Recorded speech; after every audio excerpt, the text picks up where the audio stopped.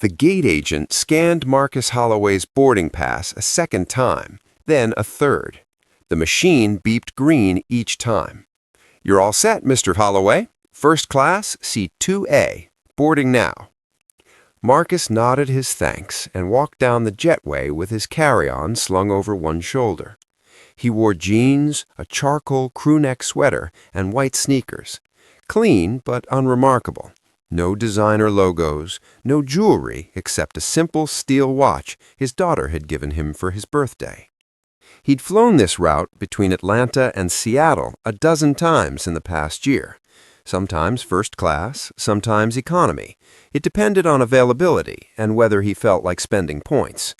Today, he'd used his Meridian Platinum status to upgrade, a perk he'd earned flying 150,000 miles annually on routes most people never noticed. He didn't look like a CEO. That was intentional. The cabin was quiet when he stepped aboard. A few passengers were already settled in first class, scrolling phones or adjusting neck pillows. The flight attendant greeted him with a practiced smile. "Welcome aboard. Let me help you with that." "I'm good, thanks."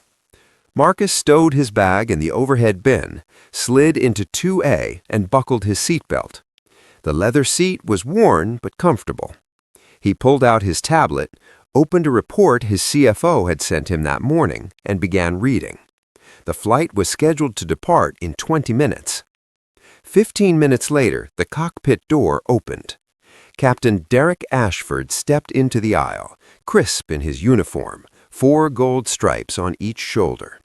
He was tall, silver-haired, with the kind of squared jaw that appeared in airline promotional materials.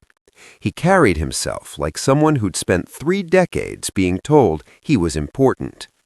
He did this every flight, a quick walk through the cabin before departure, a smile here, a nod there, a reminder to passengers that he was in control. His eyes swept over first class. Then they stopped on Marcus. Ashford's expression shifted, subtle but unmistakable. His brow furrowed slightly. His mouth tightened. He stepped closer. "Excuse me." Marcus glanced up from his tablet. "Yes?" Ashford's tone was polite but edged with something else. "I think there might be a mistake with your seat assignment." Marcus set the tablet down on his lap. "No mistake, this is my seat." "May I see your boarding pass?" Marcus reached into his pocket, pulled out his phone, and opened the Meridian app. He turned the screen toward Ashford. "Seat 2A, first class, confirmed." Ashford studied it for a moment longer than necessary. "And how exactly did you end up in first class today?" The question hung in the air like smoke. Marcus kept his voice even. "I upgraded using my platinum status, same way I've done it before." "Platinum status." Ashford repeated the words slowly, as if testing their validity. "You fly Meridian often?" "Often enough." Ashford glanced toward the galley, then back at Marcus. "I'm going to need to verify this with the gate agent. Company policy. We've had issues recently with fraudulent upgrades." Marcus didn't blink. "Fraudulent?" "People gaming the system, using points that don't belong to them, gifted accounts." Ashford's smile didn't reach his eyes. "I'm sure you understand. We have to maintain standards." The word standards landed with weight. Marcus leaned back in his seat. "You're welcome to verify. My account is legitimate. My upgrade is legitimate. Everything is in order." Ashford didn't move. "I'd prefer if you moved to your original seat assignment while I sort this out. It'll only take a minute." "I'd prefer to stay where I am." The temperature in the cabin seemed to drop. Ashford's jaw tightened. "Sir, I'm the captain of this aircraft. If I ask you to move, you move." Marcus met his gaze without flinching. "And I'm a paying passenger with a confirmed seat assignment. Unless you have evidence of fraud, which you don't, I'm staying put." A passenger across the aisle glanced over, then quickly looked away. Ashford straightened. I don't appreciate the attitude. I don't appreciate being accused of fraud. For a moment, neither man spoke. Then Ashford turned sharply and walked toward the front galley. He pulled the senior flight attendant aside and spoke to her in a low voice, gesturing toward Marcus. The flight attendant's face shifted, confusion, then concern. She glanced at Marcus, then back at Ashford. She said something inaudible. Ashford shook his head firmly. She picked up the phone. 2 minutes later, a gate agent appeared in the doorway. She was young, maybe mid-20s, with the kind of forced cheerfulness that comes from years of customer service training. She approached Marcus with a tight smile. "Mr. Holloway?" "That's me." "I'm Sarah, the gate supervisor. Captain Ashford asked me to help resolve a seating issue." Marcus gestured to his phone, still displaying his boarding pass. "No issue. My seat is confirmed." Sarah glanced at the screen, then at Ashford, who stood near the galley with his arms crossed. She lowered her voice. "Sir, I understand, but Captain Ashford has concerns about the validity of your upgrade. Airline policy gives the captain final authority over seating arrangements for safety and operational reasons." "Safety," Marcus repeated. "What safety concern does my sitting here create?" Sarah hesitated. "I'm just following protocol." "Protocol that allows a captain to remove a passenger from a confirmed seat without cause?" "It's not without cause. Captain Ashford believes there may have been an error in the system." "Then verify it. Pull my account. Check my flight history. I'll wait." Sarah glanced back at Ashford, who made a subtle cutting motion with his hand. She turned back to Marcus. "Sir, this is holding up the flight. I'm going to have to ask you to move to your original seat, 27B, so we can depart on time." Marcus didn't raise his voice. "And if I refuse?" "Then I'll have no choice but to call security and have you removed from the aircraft." The words settled like stones. Marcus looked at her for a long moment. Then he looked at Ashford, who stood with his arms still crossed, expression impassive. Other passengers were watching now. A man in 3C had his phone out, recording. A woman in 4A whispered something to her husband. Marcus took a slow breath. Then he stood. He pulled his carry-on from the overhead bin, slung it over his shoulder, and stepped into the aisle. Sarah looked relieved. "Thank you for your cooperation." Marcus didn't respond. He walked toward the back of the plane, past the galley, past business class, into the main cabin. Row 27, middle seat. He wedged himself between a teenager with headphones and a businessman whose elbow immediately invaded his space. He buckled his seatbelt. Then he pulled out his phone. He opened the camera, took a photo of his boarding pass. Then he zoomed in on the flight number. He took another photo of the seat assignment, 2A, and the confirmation code. He opened his contacts and scrolled to a name, Jennifer Tran, COO. He composed a text message. "Need you to pull the personnel file for Captain Derek Ashford, Meridian Air, employee ID to follow. Also, pull any incident reports filed by or against him in the last 5 years. Cross-reference with passenger complaints involving seating disputes, racial profiling, or discriminatory conduct.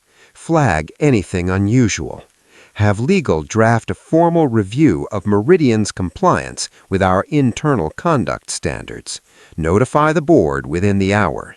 I'll call you in 10. He hit send.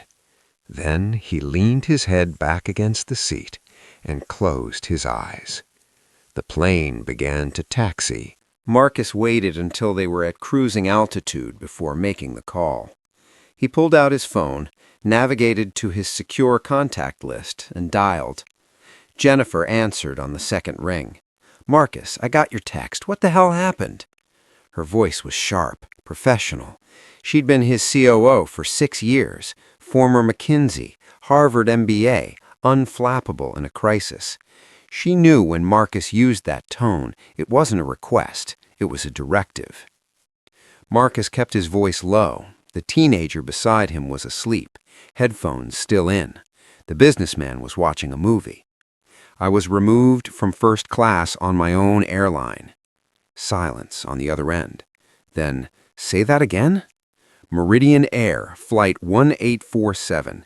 Captain Derek Ashford accused me of fraudulent upgrade, refused to verify my account, had the gate agent threaten me with security. I'm currently in 27B, middle seat, flying economy on an airline I own a controlling stake in. Jennifer's breath hissed through the line. Does he know who you are? No. Does anyone? Not yet. Another pause. What do you want me to do? Marcus stared at the seat back in front of him. Everything I outlined in the text. I want Ashford's file on my desk by the time I land. I want every complaint, every incident, every performance review. I want to know if this is a pattern or an isolated event. I want legal to draft a full audit of Meridian's passenger dispute protocols, and I want Richard Kepler on the phone within the hour.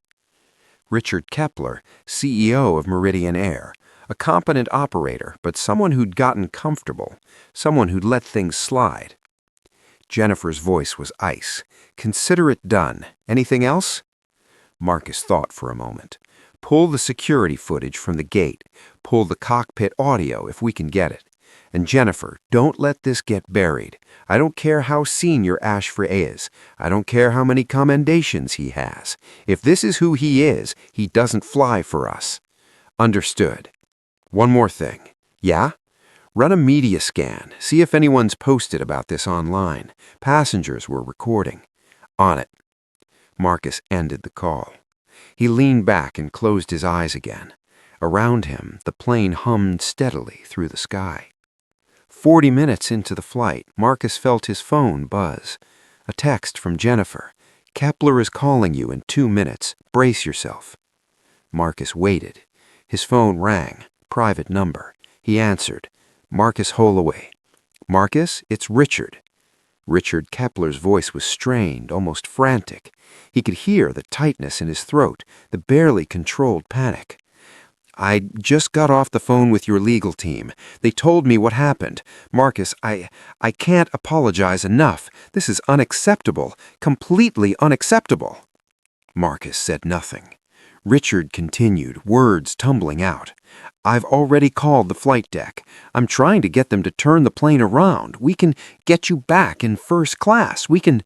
Don't turn the plane around. But I'm fine where I am, Richard. Let the flight continue. Marcus, this is a disaster. If this gets out, it's already out. Silence. Marcus could almost hear Richard's heart stop. What do you mean? Passengers were recording. I'd estimate the video is already circulating on social media. You have maybe an hour before it hits the news cycle. Jesus Christ! Richard's voice cracked. Marcus, I swear to you, I had no idea. Ashford is one of our most senior captains. Decorated, no complaints. No formal complaints, Marcus corrected. Your legal team is about to discover he has a pattern. 12 passenger disputes in 7 years, 11 of them involving people of color. None of them escalated because passengers didn't have the resources or platform to fight back. Richard was quiet for a long moment. I didn't know. That's the problem. What do you want me to do? Marcus kept his voice measured. Suspend Ashford effective immediately, pending full investigation. No contact with passengers, no access to aircraft. I want a third-party audit of every passenger complaint filed in the last decade. I want revised protocols for seating disputes. I want bias training mandatory for all flight crew, no exceptions. And I want a passenger review board established within 90 days. Richard exhaled shakily. Done. All of it. Marcus, And Richard? Yeah? If I find out this culture goes deeper than one captain, if I find out your team has been covering this up, I'm cleaning house, starting at the top." The line went silent. "Understood." Marcus ended the call. He stared out the window at the clouds below, endless and white. By the time the plane began its descent into Seattle, the story had exploded. A passenger in first class had uploaded a 2-minute video to Twitter. The footage was shaky but clear. Captain Ashford standing over Marcus, demanding he move. Marcus calmly presenting his boarding pass. Ashford's dismissive tone. The gate agent's arrival. The threat of security. The caption read, "Black man removed from first class on at Meridian Air despite having valid ticket. Pilot claimed fraudulent upgrade. Disgusting." The video had 400,000 views in the first hour. By hour 2, it had been picked up by aviation bloggers, civil rights organizations, and major news outlets. By hour 3, it was trending nationally.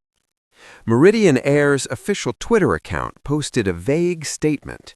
"We are aware of an incident on Flight 1847 and are investigating. We are committed to treating all passengers with respect." The replies were savage. Marcus didn't watch any of it. He sat in 27B, reading emails, responding to his team, reviewing financial reports. Business as usual. The plane touched down smoothly. Passengers began gathering their belongings. Marcus stayed seated until the aisle cleared. Then he stood, pulled down his carry-on, and walked toward the exit. Captain Ashford was standing near the cockpit door, saying goodbye to departing passengers. Their eyes met. Ashford's expression flickered, something between recognition and unease. He'd seen the commotion online. He knew something was wrong, but he didn't know what. Marcus walked past him without a word. 3 days later, Captain Derek Ashford was fired. The internal investigation uncovered exactly what Marcus had suspected, a pattern spanning 7 years, 14 passenger disputes, 12 involving passengers of color, claims of disruptive behavior that were never corroborated by other crew members or security footage, complaints that had been quietly filed away, never escalated, never addressed. Ashford's union attempted to defend him, citing his years of service and clean safety record, but the evidence was damning. More videos surfaced. Passengers from previous flights came forward with similar stories. A woman from Dallas described being interrogated about her business class ticket because Ashford didn't believe she could afford it. A man from Chicago recounted being asked to move because another passenger felt uncomfortable. The union distanced itself. Ashford's termination was announced in a terse press release. Effective immediately, Captain Derek Ashford's employment with Meridian Air has been terminated for cause following a thorough investigation into conduct violations. He didn't fight it. His LinkedIn profile disappeared. His social media accounts went private. He was gone. Meridian Air's overhaul took months. Richard Kepler personally led the reforms. Bias training became mandatory, not the checkbox kind, but intensive months-long programs with accountability measures. Passenger dispute protocols were rewritten to include independent review. A passenger advocacy board was created, staffed by civil rights attorneys and former passengers who'd experienced discrimination. The company took a reputational hit, but it survived. Marcus never gave an interview. He released a single statement through Vanguard Aviation Holdings. "What happened to me on Flight 1847 was not unique. It happens to thousands of passengers every year, people who don't have the resources, platform, or power to fight back. This was never about me personally. It was about a broken system that allows bias to thrive unchecked. I'm grateful that Meridian Air has committed to meaningful reform, but the work doesn't stop here." Today, Vanguard is establishing a $5 million legal fund to support passengers who experience discrimination in air travel, because everyone deserves to be treated with dignity, regardless of who they are or what they look like. The statement was shared widely. Marcus didn't read the comments. 6 weeks after the incident, Marcus boarded another flight. Economy class, window seat, Atlanta to Denver. He wore the same jeans and sweater, same steel watch, same nondescript carry-on. No one recognized him. The flight attendant offered them a drink. He asked for water. The plane took off smoothly. Marcus opened his tablet and pulled up a report from his CFO. Revenue projections for Q3. Strong performance across the portfolio. Meridian's numbers were recovering. He read in silence. Somewhere over Kansas, the passenger beside him, a college kid with a backpack, leaned over. "Hey man, you fly a lot?" Marcus glanced at him. "A fair amount." "Cool. I'm headed to Denver for spring break. First time flying alone."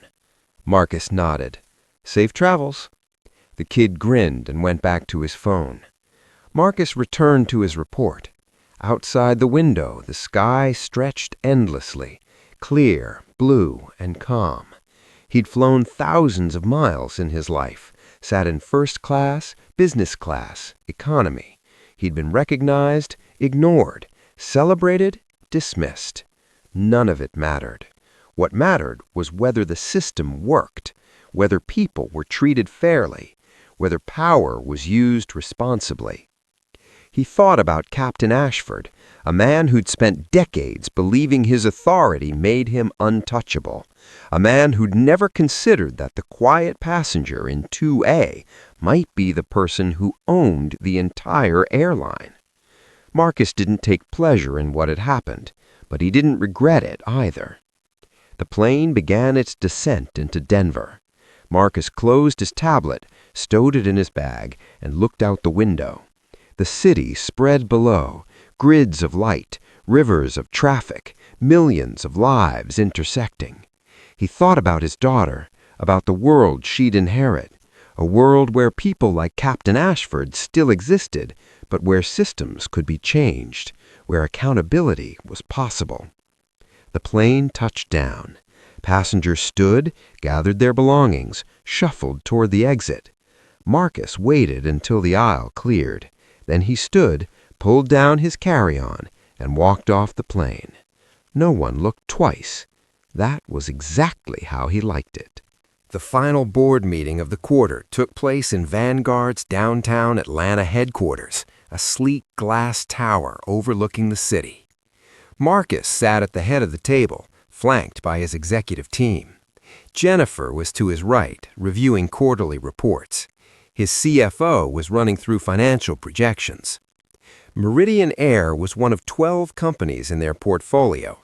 It represented 8% of their total revenue. Richard Kepler joined the meeting via video call.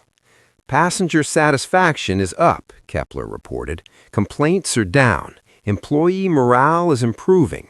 The advocacy board is operational. We've processed 43 cases in the first month, 31 resolved in favor of passengers."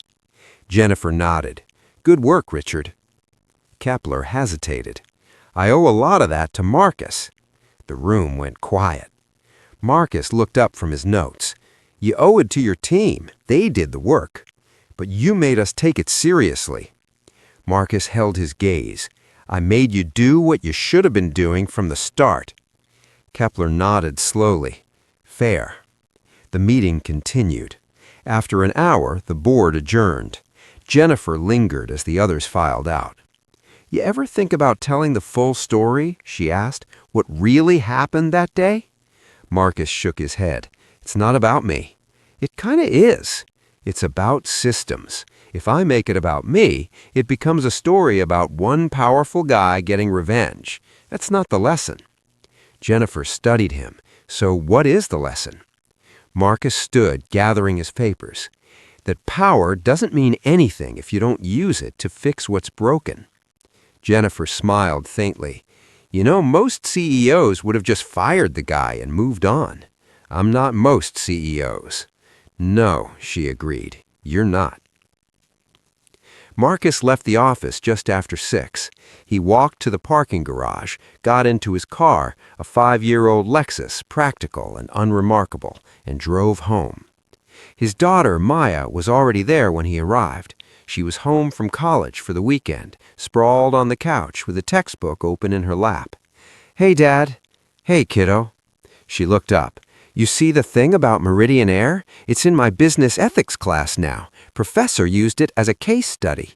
Marcus set his bag down. "What did he say?"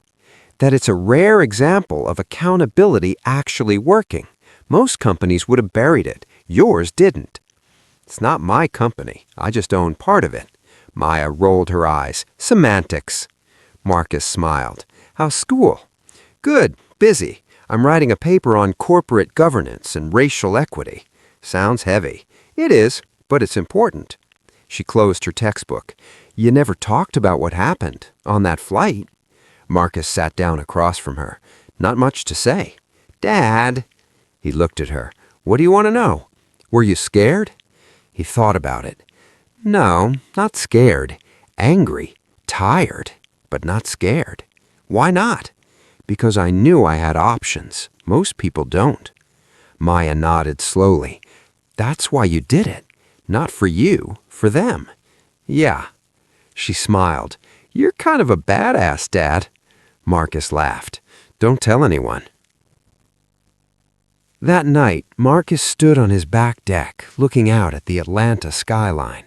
The city glittered in the distance, towers of glass and steel, lights flickering like stars. He thought about all the flights he'd taken, all the people he'd sit beside, the captains who'd flown him safely, the flight attendants who'd served him with kindness, the gate agents who'd helped him through delays. Most of them did their jobs well. Most of them treated passengers with respect. Captain Ashford was the exception. But exceptions revealed the flaws in the system, and flaws needed to be fixed. Marcus's phone buzzed, a text from Jennifer. "Just got word. FAA is opening an inquiry into industry-wide seating discrimination policies. They're citing the Meridian case as precedent. You started something, Marcus." He stared at the message for a long moment. Then he typed back, "Good. Let's make sure it doesn't stop here." He slipped the phone back into his pocket and looked up at the sky.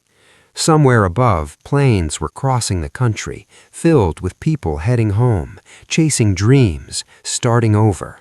He hoped they'd all be treated with dignity. That was the world he wanted to build. Not one where he had to use his power to demand fairness, but one where fairness was the default. He wasn't there yet, but he was closer than he'd been 2 months ago, and that was enough. Marcus turned and walked back inside. The city hummed behind him, indifferent and vast. But somewhere in that sprawl, systems were changing, policies were being rewritten, people were being held accountable, and the quiet man in 27B had reminded the world of something important. Power isn't about the seat you sit in. It's about what you do when someone tries to take it away.